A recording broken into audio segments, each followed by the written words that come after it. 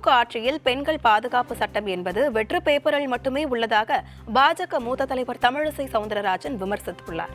காஞ்சிபுரத்தில் செய்தியாளர்களை சந்தித்த அவர், திமுக அரசு அரசியல் காரணங்களுக்காக மத்திய அரசுடன் இணைந்து செயல்பட மறுப்பதால் தமிழகத்திற்கு தேவையான நலத்திட்டம் அனைத்தும் கிடைப்பதில்லை என தெரிவித்தார். செய்தியாளர்களின் கேள்விகளுக்கு பதிலளிக்காத உதயநிதி கவர்னரை பார்த்து வாக்கிங் செல்வது போல் வந்து செல்கிறார் என கூறியதை சுட்டிக்காட்டிய தமிழிசை, உதயநிதி செய்தியாளர்களுக்கு பதிலளிக்காமல் ரன்னிங் செய்கிறாரா என கேள்வி எழுப்பினார்.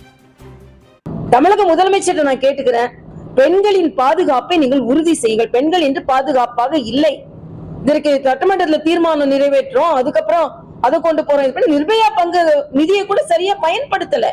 ஆக எல்லாமே பேப்பர்ல தான் இருக்கு தமிழ்நாட்டுல. அதனால தமிழக முதலமைச்சரிடம் பெண்களுக்கு பாதுகாப்பு கொடுங்கள் என்று நான் கேட்டுக்கொள்கிறேன். உதயநிதி அவரு போடுவாரு, வேற யாரும் கேள்வி கேட்டு ஓடி ஓடி போவாரு. ஆனா இவரு அப்ப உதயநிதி இப்போ நான் பார்த்தேன் உங்க பத்திரிகை சகோதரர்கள்லாம் சீமானை பத்தி ஒரு கருத்து கேக்குறீங்க, பெரியாரை பத்தி ஓடுறாரு. அப்போ அவரு கவர்னர் வாக்கிங் போனாருன்னா அப்ப உதயநிதி ரன்னிங்கா? என்ன நினைச்சிட்டு இருக்கீங்க?